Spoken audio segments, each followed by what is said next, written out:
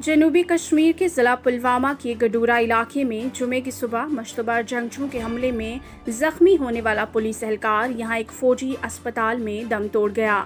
एक पुलिस अहदेदार ने बताया कि पुलवामा के गडूरा इलाके में जुमे की सुबह जंगजू ने रियाज अहमद ठोकर, वल्द अली मोहम्मद ठोकर पुलिस एहलकार पर उनकी रिहाइश गाह के नज़दीक गोलियां चलाईं, जिसके नतीजे में वो जख्मी हो गया। जख्मी पुलिस एहलकार को फौरी तौर पर जिला अस्पताल पुलवामा पहुंचाया गया। उनका कहना था कि जिला अस्पताल से मौसूफ पुलिस एहलकार को श्रीनगर में कायम फौज के 29वें बेस अस्पताल रेफर किया गया, जहां वो जख्मों की ताब न लाकर दम तोड़ बैठा।